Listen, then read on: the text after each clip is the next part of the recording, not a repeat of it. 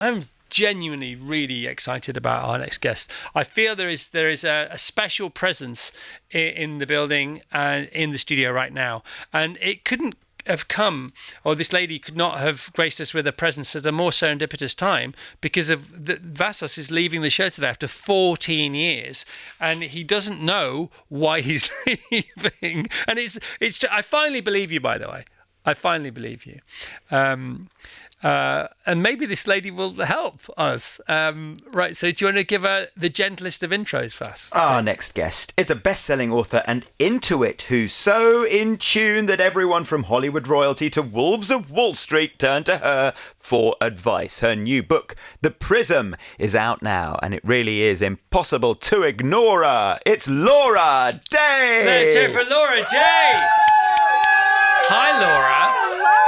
Intro. My gosh. Thank you so much. How are you? I'm a little jet lagged. 36 hours in the UK, 3 hours sleep, but lots of coffee. All right, and when did you go back home? We haven't decided. Oh, that's nice, isn't it? We haven't decided for a transatlantic trip. Okay, so you lived here for a while during COVID? Yes, we lived here for a year. Because? My husband was running Star Wars. Running Star Wars, by the way. That's the whole thing. Yeah, because he's a screenwriter. Yes, was a real journalist a long time ago for the New Yorker, but now he writes movies and TV. So you're a bit of an Anglophile. You like it here in the UK. I'm guessing you like it. I love it here. We talked about you last week because there was a story in the newspaper about you, because you have a new book out, and Demi Moore is a friend of yours, and she takes your advice. And then we couldn't. Well, I take her advice too. She's very bossy. Yeah, of course. It's a two-way street. Here's Tilly, and you can now see Tilly live on the old thing. And I was warned not to swear, so I'm going to be very careful. Yeah, because I've heard all your podcasts. She's so potty-mouthed. She never stops swearing. This one, I've never heard you swear. And the team said, she's in the UK. We couldn't believe you'd come in the UK. And you have a book out, The PRISM, 7 Steps to Heal Your Past and Transform Your Future. So you're just great for our species. And you say that now in your 7th book, The 7 Steps to Heal Your Past and Transform Your Future, your passion has become giving us guidance, counsel into how we may intuit ourselves. Is that about right? Absolutely. I think it's really important that people stop allowing industry to overcomplicate them. You know, the spirituality industry, the self-help industry is this huge multi-billion-dollar industry, and the reality is tiny changes make huge changes in your life, and we ignore them, and we ignore each other. You know, we ignore all the people we live with who can actually help us. All the signs. I heard you talking to Oprah yesterday. I watched a few of your Oprah interviews, and the fact that Oprah sort of discovered you, and then you went back on her show to tell her how she'd helped you get your life back on track because you got some money from a book after you appeared on her show. She and Demi, actually. Demi dragged me. I was not a TV watcher. I grew up in a home without a TV. And she dragged me to the show I hadn't even heard of when my first book came out. And it became, thanks to Oprah and Demi together, they tag teamed me, and an international bestseller. And what was the thrust of that first book? It was really about how you awaken your own intuition, how you're able to get data you've never been exposed to and use it. Because the whole psychic field was very over-magicalized and over-mysticalized. And I think these are very accessible abilities that we should all own, use, and share in community. So you say they're very accessible, and I believe you, because every morning we wake up and we just take everything for granted that we know about, because we tick it off our safe list. We don't have to worry about that because we know about trees, we know about frogs, we know about the river, we know about the sky, but we forget how... you are a country boy. I don't know about trees and frogs. I know about asphalt and rats, and I'm perfectly happy that way. Yeah, but we know about all the organs going on inside us, and we take it all for granted, and we yak, and we instill too much value in the yak, and we sort of don't make the most of catching the signals or, developing our intuition. And when you go on Oprah's show way back in the day, and she's seen all the snake oil salesmen and saleswomen, hasn't she? How come that they suspected you were the real deal? Did you ever feel like you had to prove it? Did you trust the universe? Just tell us about that. I don't do trust. I do proof. I'm at heart a scientist and a math and science nerd. So I don't do trust. I don't feel I have to prove it because I think that, first of all, intuition isn't a belief. And now, when I started in the early 80s and I started as a test subject, it was somewhat anecdotal. People, would say, well, I see this, but it was all their description. Now we have the machinery that can see what your brain is doing. So, for example, there was this wonderful experiment where they hooked someone up to a functional MRI, and I hope I'm quoting this experiment properly, and they could see that the person's brain responded to a photo a computer would generate in the future. So now we see that actually we're all doing this all the time. And because of instrumentation, we can prove it. So it's really, really not about belief. And I think that when you have to believe in something for it to work, your belief works, but the tool doesn't. Your intuition works. And just like we give our power away to our physicians, I mean, you know your body. You go in, nobody listens to what hurts. You need a physician who listens. We give our power about our lives, our intuition, what we know away as well. All right, so a couple of sort of highlights and headlines. If a Fortune 500 company comes to you, which they do, or a Hollywood A-lister comes to you, which they do, and says, should we do this deal? Shall I do this film? Or shall I not do this deal? And shall I not do this film? What are the headlines of that process? How come you can help them call that? I never give advice. So what I do is I describe the deal. I try to start with something from the past that I couldn't possibly have known, so we both know I'm not crazy. And then I look at data points. So I really do a timeline, right. And this is what will happen. And then if it's not advantageous, I go back to a point in the timeline and say, and then I notice, oh, there's an option here. Most of the time, and this was a funny thing that happened on the Oprah show, most of the time, I have no information. They give me as little information as possible. And so they understand what I'm talking about. I have no idea. I'm following my senses, what I see, what I know. And they're saying, oh, yes. And I'm thinking, okay, I am bat. I'm not allowed to. Oh, she said she wasn't going to do it. She did it. Oh, no. Can you believe that? Oh, no. She's the most beautiful woman in the world. No. And by the way, I have to apologise for that because it's an Ofcom ruling, and I'm really sorry. I'm so sorry. I think we have a very grown-up audience. Much worse things than what you've just said have happened on this show, and it's always ended up okay. Okay. I broke the first rule. You could say batshit crazy. You could say backshift crazy. Mm-hmm. You could say backdraft crazy. Just not that. Oh my goodness! I can't believe I did that. Sorry, you were on a riff and a roll there as well. You surprised yourself, didn't you? Well, it does just come out, and it's like saying, "Don't look at the elephant in the room." I know. When it's on your mind, I wouldn't have sworn. Don't think about monkeys. Don't think about monkeys. Don't think about monkeys. That's right. Sorry. Do you remember where you were on that little riff? No. Absolutely no idea. Can I just pick you up on one thing you said there? Not pick you up. Can I sort of dial down into double click on something you said? You said, I go back to something I couldn't possibly know, and we take it from there. That bit is the interesting bit that I know people listening to the radio thinking, how does that bit happen? The bit where you go back. We do this all the time. The reason I have people pick goals at the beginning of the PRISM is that goals are magnets for information. Yeah. And part of the reason that we don't experience our own knowing, our own data that we couldn't have possibly known, but somehow it's right and it works for us, is that we don't know our question. So it doesn't file anywhere. It's just kind of a mishmash. Wow. So when you have goals, you begin to notice things you wouldn't have noticed. And the fact of the matter is we tend to see the same information over and over because of our internal patterns, which happened before age 7.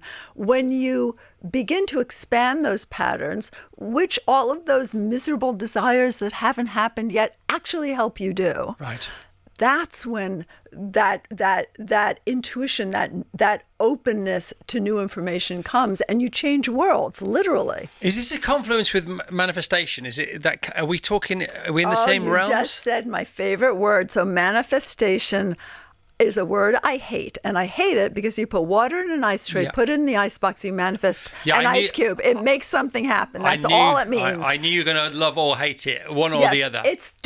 My big thing with my students and my readers is don't magicalize. Manifestation means you make something happen, and we make something happen all the time. Right. It's just we make it happen from old patterns. And what intuition does is when you have a goal, all of a sudden you begin noticing things you didn't notice.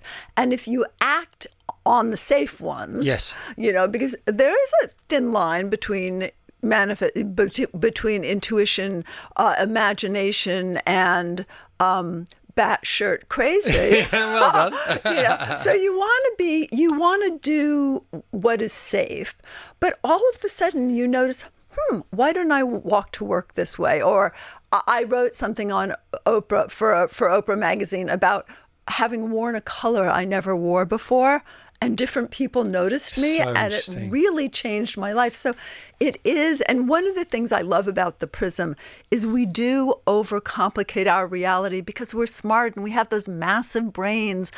But the reality is a tiny change changes everything because we are a system within a system within a system.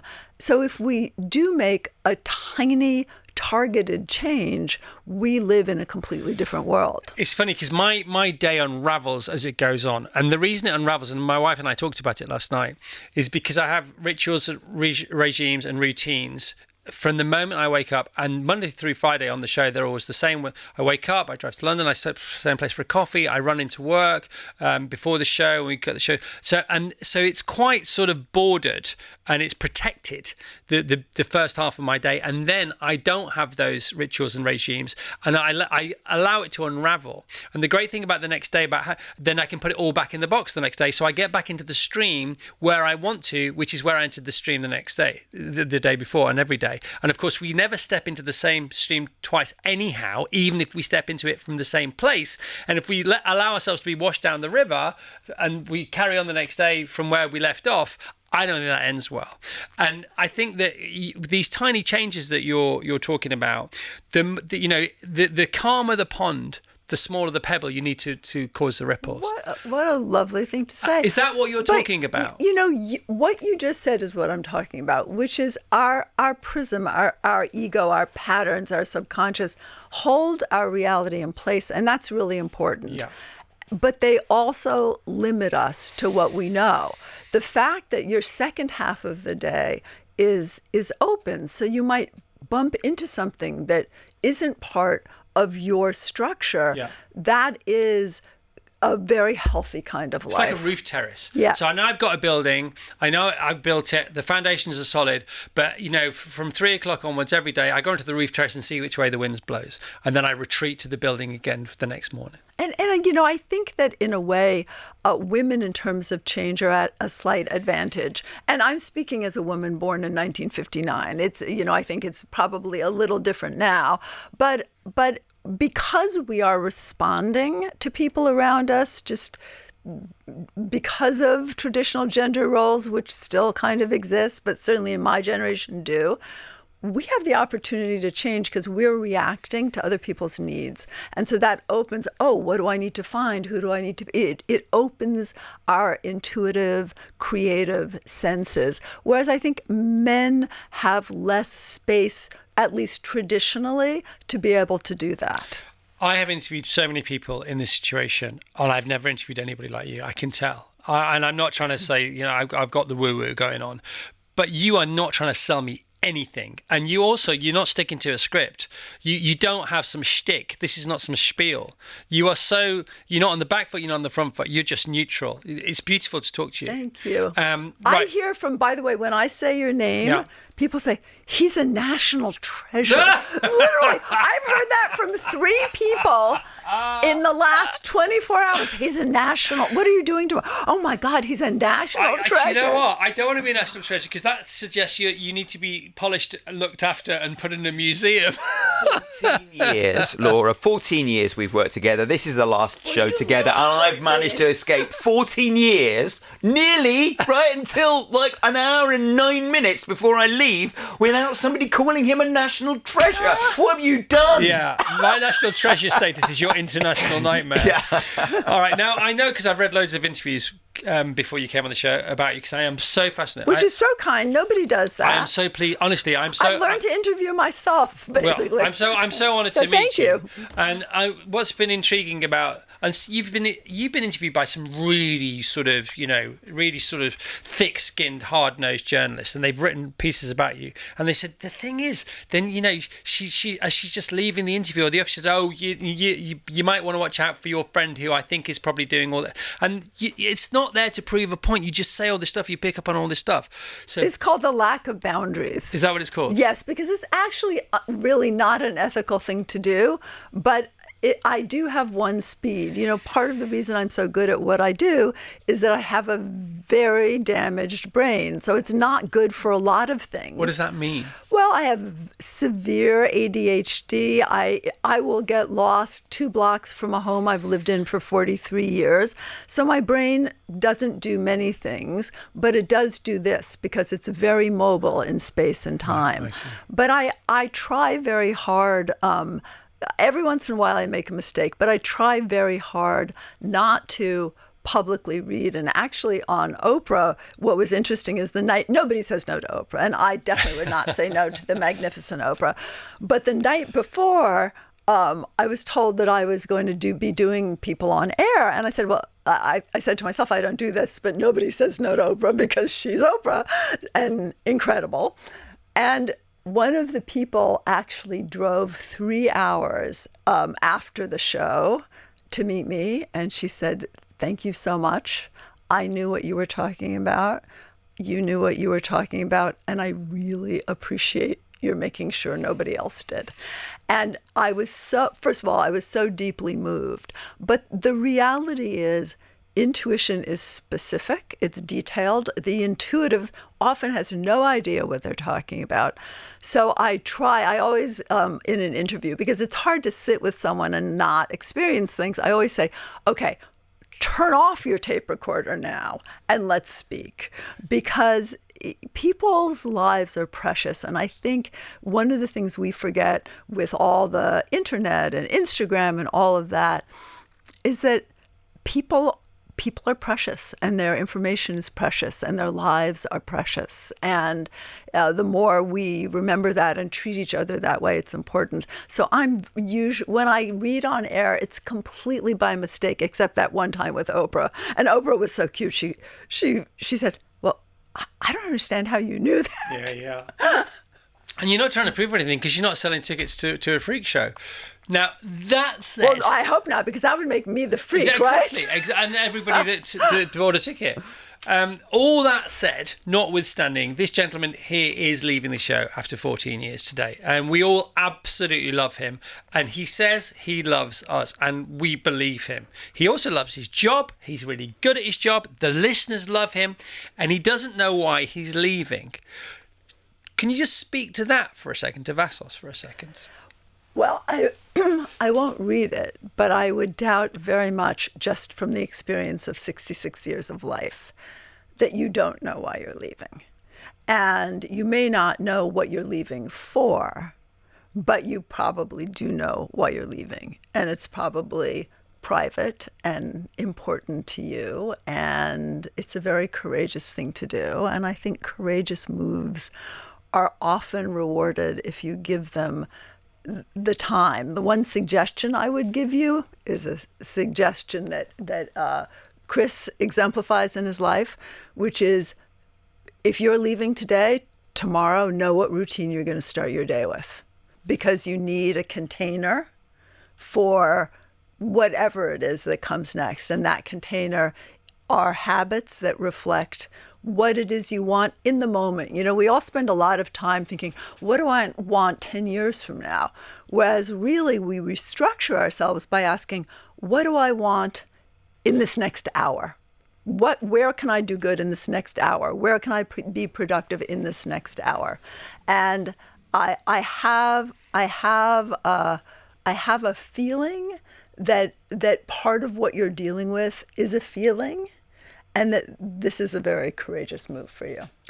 I mean, you're right in that I know why I'm leaving, in that I feel like my gut is telling me strongly and overriding my brain, which is telling me to stay, to go, right? And I don't know where. I was cycling through Hyde Park yesterday morning, which is my early routine. I cycle through Hyde Park. I swim in the lake in the middle of Hyde Park, which is called the Serpentine. Okay, that's crazy. But okay. It is, especially in January when you're breaking the ice. I know, and I love it more than I can tell you. And I thought, you know, along with all the things that I'll miss about working here, I'll miss this. I'll miss this morning commute. And I thought, well, I don't have to miss this bit, because I can still get up early, and I can still do the 20-minute cycle to Hyde Park and then swim, and then instead of 20 minutes on to here, I can just go 20 minutes back home again, and then I feel like I've started the day well. And I like that, because it scares me to not have anything to do with the day. But if I know I've got that early routine, and then I know I've sort of won already, because I've had a little bit of exercise, I've had a little bit of communing with nature, and then that's a springboard into the rest of my day. I would suggest trying another routine, because part of what we do is we bring artifacts, and those artifacts then don't allow us to change. So I wrote an article a long time ago about the geographical, the fact that people can be doing the same thing, going to the same places on vacation, then all of a sudden they go somewhere new, and for the first time in their life they fall in love, or they write a novel, or they change completely. So I would say the fewer artifacts you take with you, the better off you are. But if you know that physical activity is helpful, and you know, you're talking about risk. I don't even like to change my slip covers, so you're just talking to the wrong person, because I'm completely risk adverse. I work with big companies. They take the risk. I don't even want to know what they do, because it gives me agita. But how do you work with them then? How do you? Because I don't know. The way intuition works is the less you know. So, for example, you already told me too much about him. Oh, sorry. The less you know, the more easily you can intuit. And that's why in the PRISM I have people 3 goals, 3 coins, because you have to trick yourself into not knowing. Intuition doesn't work with traditional information. It is, you have a question and then your attention is mobile, and it takes you here, there, everywhere. The mistake people make is they don't document it, because the mind is such a messy place. You really want to document it, whether it's in a voice note, or I like to write. But I mean, I'm anything worth anything comes from my hand to a paper. But it is not based on knowledge. So my clients call me, and I have 2 companies I've worked with for over 30 years. I have very little idea of what they do. And they call me and they say, what do you think of this? I work for one venture capital firm. What do you think of this company? And I'll go, I feel like they changed a CEO about 5 months ago, and I don't like that they're going away from their old product that works so quickly, because, you know, so, and what am I doing? I'm getting senses and pictures. I'm thrown back in time. How do I know 5 months? Because I know what 5 months feels like in my life. People keep looking for, how can you tell it's the future? Well, when you think ahead to your next vacation, what's that experience like? That's how you tell. The less you magicalize all of this and just make it very grounded, the better. But the gift of intuition only happens when you know nothing. So, for example, I'm about as intuitive as a rock about my own life, because I have my own fears, my own projections, my own hopes, my own biases. And so for me, people outside of me, or experiences outside of me, or new communities are the things that change me. Love it. So we're none the wiser, because it's my fault, again, as usual, because I told Laura too much about you. that I also and the whole would never do it national on the treasure air. thing. This has been a fiasco. Yeah, it's an absolute fiasco. The book is amazing. I read it on PDF yesterday. I've got a copy here. This is your copy. I'm going to try and steal it, or hope you don't notice that I've taken it. The PRISM 7 Steps to Heal Your Past and Transform Your Future. We're way over time, Laura. I do apologise. I could talk to you all day. People listening now on a Friday. It's another gorgeous day in London. We've had some lovely weather over the last few weeks. Can you give them anything to take away with them today as far as intuition is concerned? Yes. Have at least one goal. And then just start your day with it. Start your day remembering what it is. And then notice the things that come out of left field, not the quotidian things that you encounter every moment. The other thing is that a miracle takes a moment. Think of bumping into someone who gives you a job or falling in love. It really takes a moment. So no matter how you feel right now, if you have a goal, you've already started your miracle. I love that. So a miracle only takes a moment. It does. So no matter how down or subdued you may be, or pessimistic you may be, or sort of almost running out of hope, a miracle takes a moment, and it could be the next moment. And often you're doing something tiny differently, like walk out of your house or talk to someone on the tube. Yeah. Shake it up a bit. Shake it up a bit. Shake it off and shake it up. Yeah, throw the balls in the air. Come here for Laura. I want to talk to Laura for the rest of my life.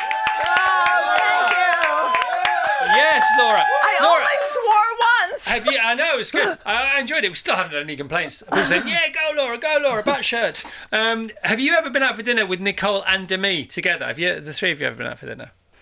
We have been at events together where we've broken bread together. Yeah. I don't know that we've ever been out to dinner, because those are the two hardest working women in the entire universe. Nicole Kidman. I don't know Demi more, but I know Nicole a bit. She is wonderful. She's the best ever, and she's always got great humour, and she's got time. And she's also always a lady, in the best sense of the word. Yeah, and she must have more than 24 hours in a day, because she fits more into her day than ever. And when she's at home, we've talked to her from home via Skype and Zoom, and you can hear the family in the background. So she's got time for that. And then you see her at the red carpet. She's got time for that. Then you see her at Wimbledon. She's got time for that. And then she's starring in 3 films, and she's producing another series. She's got time for that. She's got all the time. She's amazing. She is really, and one of the things I love about Nicole and Demi, actually, is they show up. And both of their agent, Kevin Uvain. It's a team of people who show up. And showing up, I think, is the number one rule in life. If you show up, sooner or later, you'll get it done. Yeah. And you'll be useful. Yeah, you got to show up. What do they say? Get your boots on. I don't know what they say. What do they say? I don't know. I'm about to stop. Shirt on, shave down, show up. Well, no, maybe not the shave down, but you know what I mean, shave. I'm about to stop showing up, so sorry. Laura, thanks so much. Thank you. All right, Laura Day, The PRISM, 7 Steps to Heal Your Past and Transform Your Future. I'm reading this today. She's not getting it back. Bye. Virgin Radio.